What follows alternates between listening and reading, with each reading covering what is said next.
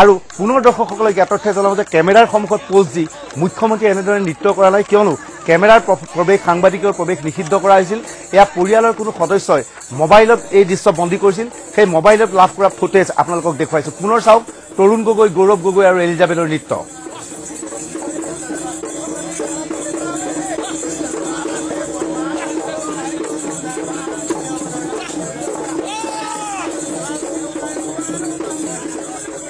কাইলৈ চক্ৰং প্ৰথাৰে দুয়োৰে মাজত বিবাহ সম্পন্ন হ'ব। ইয়াৰ পূৰ্বে পুৱাৰ ভাগত অসমীয়া প্ৰথাৰে সম্পূৰ্ণ অসমীয়া পৰম্পৰা অনুসৰি বিবাহ কাৰ্য সম্পন্ন হ'ব। বিবাহত কি ধৰণৰ হ'ব, তৰুণ গগৈৰ বোৱাৰীয়ে কাইলৈ কি পোছাক পৰিধান কৰিব, মাহ হালধিৰে তৰুণ গগৈৰ পত্নী বোৱাৰীয়েকক ধুওৱা হ'বনে নাই, এই সমগ্ৰ বিষয়বস্তু আমি কিছু সময়ৰ পিছত পাতিবলৈ চেষ্টা কৰিম তৰুণ গগৈৰ পৰিয়ালৰ এগৰাকী আত্মীয়ৰ সৈতে। প্ৰেৰণা বৰবৰা তৰুণ গগৈৰ পৰিয়ালৰ আত্মীয়, তেওঁ বৰ্তমান নতুন দিল্লীত আমাৰ সৈতে লাইভ যোগাযোগ আছে। কিছু সময়ৰ পিছতে তেওঁৰ কাষলৈ যাম।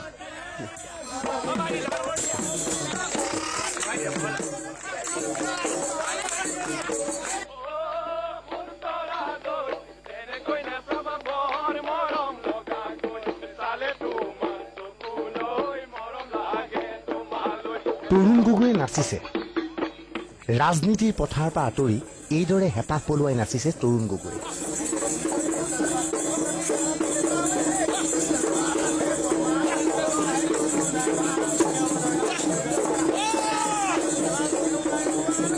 পুত্ৰ গৌৰৱৰ সৈতে প্ৰাণ ঢালি নাচিছে মুখ্যমন্ত্ৰী। এয়া চাওক পিতা পুত্ৰৰ নৃত্য।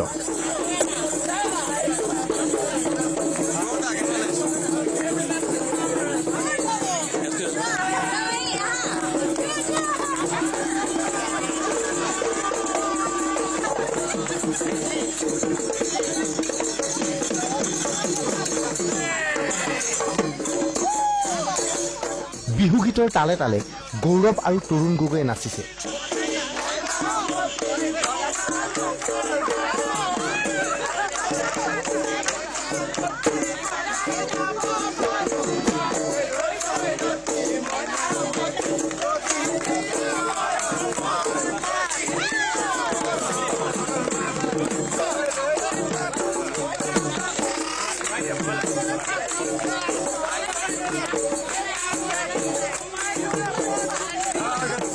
নতুন দিল্লীৰ দৃশ্য এয়া। গৌৰৱৰ জোৰত এয়া পিতৃৰ উল্লাস।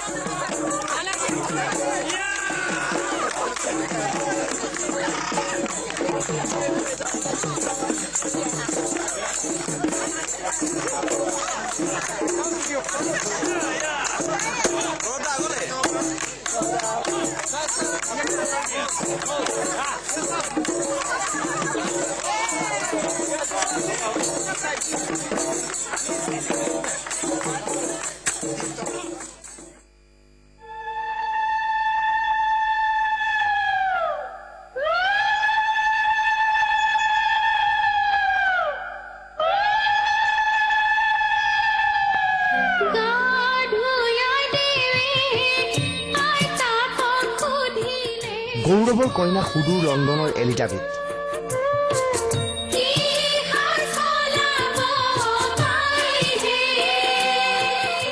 এলিজাবেথৰ সৈতে মঙলবাৰে পুৱাৰ ভাগত সম্পূৰ্ণ হিন্দু ধৰ্ম অনুসৰি জোৰোণ প্ৰথা সম্পন্ন হয়।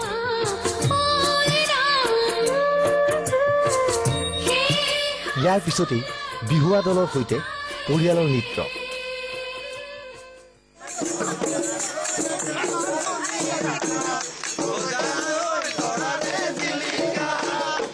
শহুৰ মুখ্যমন্ত্ৰীয়ে যদিহে নাচিব পাৰে তেন্তে এলিজাবেথে নানাচিব কিয়?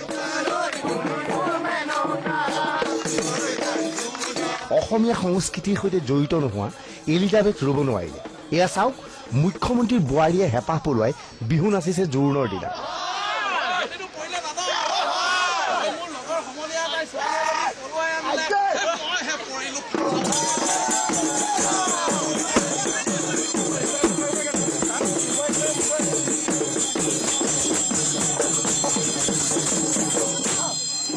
পুৱাৰ ভাগত জোৰোণ সম্পূৰ্ণ হোৱাৰ পিছত গগৈৰ বিবাহস্থলীত উপস্থিত হৈ বিহুৱা দল এটা।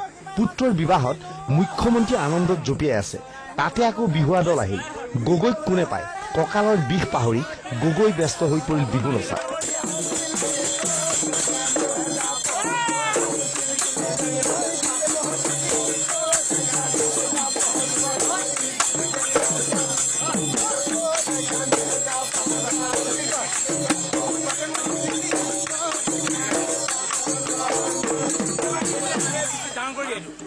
গগৈ পুত্ৰৰ জোৰোণলৈ পৰিয়ালৰ নিৰ্বাচিত একাংশ সদস্যক আমন্ত্ৰণ জনোৱা হৈছিল।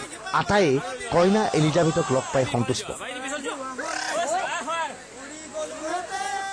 ফ্ৰেংক এণ্ড ফ্ৰী ছোৱালী, মানে এনেকুৱা মৰম লগা ইমান মিচুক ছোৱালীজনী, চবৰ লগতে খুব ভালকৈ মিলিছে আৰু খুব এনজয় কৰিছে তাই। মই তাইক সুধিলোঁ, তুমি আমাৰ কাষ্টমছখিনি ভাল পাইছানে? তাই কৈছে ভেৰি মাছ। গতিকে খুব ভাল লাগিলে, খুব এনজয় কৰিলোঁ। বিয়াখন পূৰা অসমীয়া ষ্টাইলত হৈছে। বিয়া নাম গালোঁ, বিহু নাম গালোঁ, গতিকে ভাল লাগিলে। হয় হয় হয়, বৰ ভাল লাগিলে। মানে ৰিলেশ্যনৰ মানুহখিনিকো পালোঁ আৰু ভালেই লাগিলে। কইনা ধুনীয়া, বিৰাটেই ধুনীয়া। অঁ ভাতিছে। আমি জোৰোণ পিন্ধালোঁ, কইনাও মিচিকীয়া হাঁহিৰে তলমূৰকৈ থাকিলে। আমি জোৰা নাম গালোঁ, আমি যিটো মাংগলিক সেয়া নাম গালোঁ, উৰুলি গালোঁ। হ'ল বিয়া উৰুলি দিয়া, উৰুলি জংকাৰে গোটেই ৰভাতল ৰজনজনাই গ'ল। আমাৰ কইনাজনী বৰ নম্ৰ, দেখাত ৰূপৱতী। বিবাহস্থলীত দেখা গৈছিল গগৈ ভাতৃ সাংসদ দীপ গগৈ। ভালে, কালিতো ৰেজিষ্ট্ৰেশ্যন হৈ গ'ল, ভালে লাগিছে। ভালে ভালে, হয় হয় হয়, থেংক ইউ। দিল্লীৰ VIPৰ বিবাহ বহি থাকিব পাৰে জানো নতুন দিল্লীৰ কিন্নৰৰ দল? বিবাহস্থলীত উপস্থিত হ'ল কিন্নৰৰ দল এটা। অৱশ্যে কিন্নৰৰ দলটোক বিবাহস্থলীত প্ৰৱেশত অনুমতি দিয়া নহ'ল।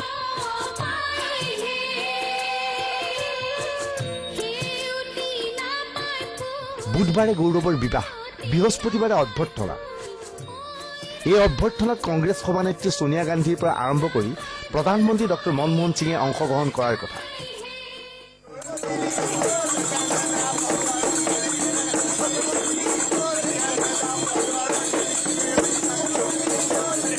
কেমেৰাত মনপ্ৰীত সিঙৰ সৈতে মনীষ শুক্লা, NDTV, নতুন দিল্লী।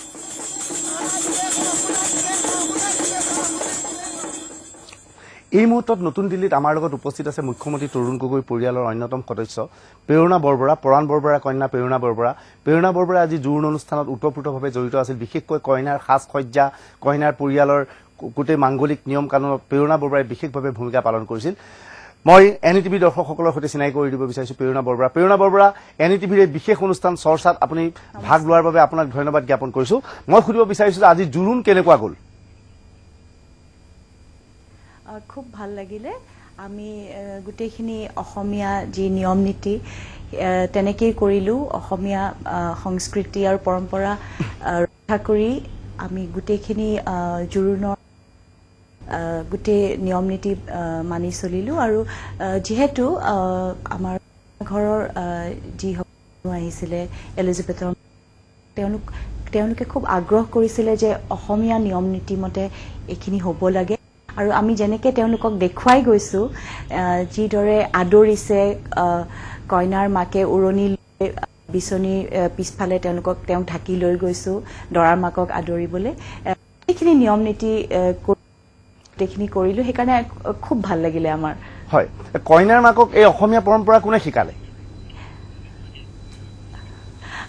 আমি একচুৱেলি আমাৰ পৰিয়ালটোৰ কেইগৰাকীমান আমি অলপ কইনাঘৰীয়া হৈ ল'লোঁ। মই, মোৰ মা, তেনেকৈ তেওঁলোকক শিকালোঁ গোটেইখিনি কথা, উৰুলি দিয়া। আৰু এলিজাবেথৰ বহুত বন্ধু আহিছে, ইংলেণ্ড, আমেৰিকা, পাকিস্তান, গোটেইকেইজনী বন্ধুৱে উৰুলি দিছে। আৰু লগতে আমি নামো গালোঁ। আৰু তেনেকৈ আমি শিকাই পেলাই ধুনীয়াকৈ অসমীয়া কইনা ঘৰৰ যেনেকৈ আদৰে তেনেকুৱা আদৰিলোঁ দৰা ঘৰত। দৰা ঘৰৰ ফালৰ পৰা জোৰোণত কইনাক কি দিয়া হ'ল? কেনেধৰণৰ গহনা দিয়া হ'ল? গোটেইখিনি অসমীয়া কাপোৰ গহনা গোটেইখিনি অসমীয়াই দিয়া হৈছে। মাছ মানে অসমীয়া জোৰোণত যিখিনি দিয়া হয় তেনেকেই দিয়া হৈছে। অসমীয়া অলংকাৰ, কাপোৰ চব অসমীয়া। মুখ্যমন্ত্ৰী তৰুণ গগৈৰ পত্নীয়ে নিজৰ পুত্ৰক কিবা স্মৃতি থকা কিবা গহনা উপহাৰ দিলে নেকি? হয়, তেখেতৰ মাকৰ অলপ মানে গৌৰৱৰ মাকৰ যেনে হাতত পিন্ধা খাৰু আৰু গৌৰৱৰ গহনা এলিজাবেথক দিয়া হৈছিলে। প্ৰেৰণা বৰবৰা, আপুনি ভাই বোৱাৰীক কেনে পালে? ভাই বোৱাৰী আমাৰ খুব ভাল লাগিছে মানে ক'বলৈ গ'লে ইংলিছত ক'লে মানে she is a jewel in our crown অসমৰ ক্ৰাউনত এটা জুৱেল হিচাপে বুলি আমি ভাবোঁ কাৰণ তাই ইমান আমাৰ কালচাৰ আৰু আমাৰ নিয়ম নীতিবোৰ ভাল পাই আগ্ৰহ কৰিছে বুলিবলৈ যে জোৰোণত আমাৰ যে নিয়ম আছে যে জোৰোণ পিন্ধিবলৈ বহিবলৈ যাওঁতে চেণ্ডেল খুলি আমি সেৱা কৰি বহোঁ তাই গোটেইখিনি কৰিছে ৰাইজক সেৱা জনাইছে শাহু আৰু শহুৰক গৈ ভৰি ভৰি সেৱা কৰিছে তাই একো খোৱা নাই আৰু যি প্ৰশ্ন কৰিছে আমাৰ মানে ঘৰৰে মানুহে তাইক জোকাবলৈ প্ৰশ্ন মই এনেকৈ হয় উত্তৰ হয় বৰ আৰু আমি আমাৰ হয় হয় হয় অসমীয়া শিকিবলৈ বোৱাৰীক চেষ্টা কৰাবনে নাই তাই ইনফেক্ট অলৰেডি অলপ অলপ জনা হৈছে আৰু তাই হিন্দী কৰা হৈছে আমি ভাবিছোঁ তাই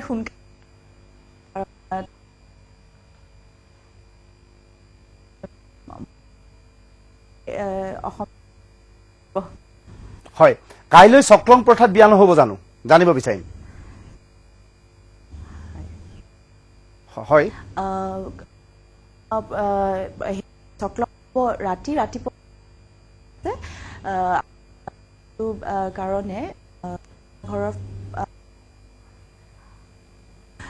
পানী তুলিবলৈ যাম কইনা ঘৰৰ কইনা পানী তুলিবলৈ গোটেইখিনি অসমীয়া নিয়ম নীতি মানি মানে গোটেই বিয়া কৰিছোঁ আৰু গতিকে চকলং হ'ব যাৰ কাৰণে প্ৰায় পুৰোহিত অনা হৈছে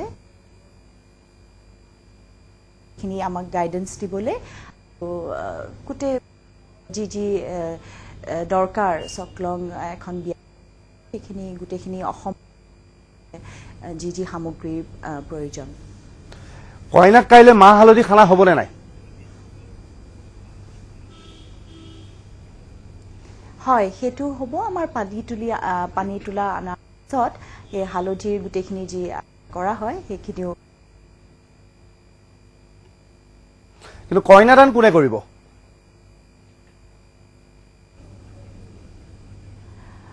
সেইটো এতিয়ালৈকে আমি ইমান গম পোৱা নাই কিন্তু যিহেতু মাক দেউতাক আহিছে গোটেই পৰিয়াল আছে তেওঁৰ সেইকাৰণে মোৰ মতে তেওঁলোকৰ দেউতাকেই কৰিব কিন্তু তেনেকৈ ডিছকাশ্যনটো হোৱা নাই কিন্তু তাই গোটেই পৰিয়াল ইয়াত আছে গোটেই তাইৰ বন্ধুসকল সকলো আছে সেইকাৰণে সেইটো ইমান প্ৰব্লেম হ'ব নালাগে মোৰ মতে কইনাৰ লগত মুঠতে কিমানমান মানুহ আহিছে আপুনি দৰ্শকসকলক জনাব নেকি পৰিয়ালৰ বহুত আহিছে ইনফেক্ট